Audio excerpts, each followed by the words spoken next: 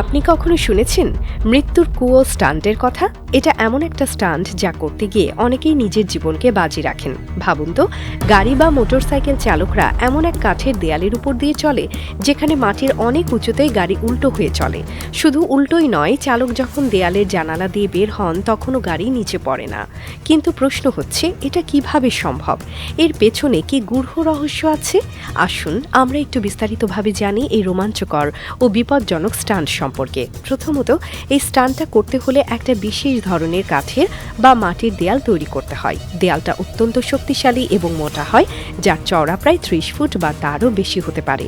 দেয়ালের ভেতরে তৈরি করা হয় গোলাকার ট্র্যাক, যেখানে একসাথে 3টা গাড়ি এবং 3টা মোটরসাইকেল চলে যেতে পারে। তবে এটা তৈরি করতে খুব বিশেষ প্রযুক্তি দরকার, কারণ একে এতটা শক্তিশালী এবং স্থিতিশীল করতে হয় যাতে গাড়ি বা মোটরসাইকেলগুলো সঠিকভাবে চলতে পারে। এই ট্র্যাকের উপর গাড়ি আর মোটরসাইকেলগুলো ঘুরতে থাকে আর দেখতে সত্যিই একদম মনোমুগ্ধকর। এতে মাঝে মাঝে চালকরা গাড়ি চালানোর সময় হাত দিয়ে টাকা নিয়ে দেখান, যেটা দর্শকদের জন্য আরো উত্তেজনাপূর্ণ হয়ে ওঠে।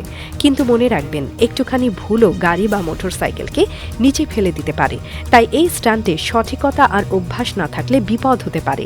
এখন প্রশ্ন হলো, গাড়ি বা মোটরসাইকেলগুলো দেয়ালের উপর কিভাবে চলে?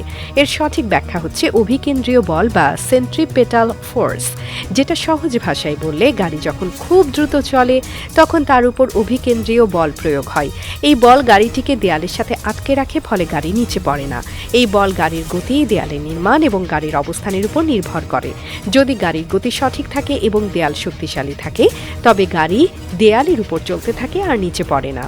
এখানে বলতে গেলে এই স্টান্টের সৌন্দর্য এবং বিপদের মিশ্রণটাই একে বিশ্বের সবচেয়ে বিপজ্জনক স্টান্ট করে তুলেছে। যারা এই স্টান্ট করেন তারা বিশেষ প্রশিক্ষণ গ্রহণ করেন এবং সতর্কতার সাথে স্টান্টটি সম্পাদন করেন। এটি দেখে সবাই বেশ রোমাঞ্চিত হয়, কিন্তু এটা এত সহজ নয়।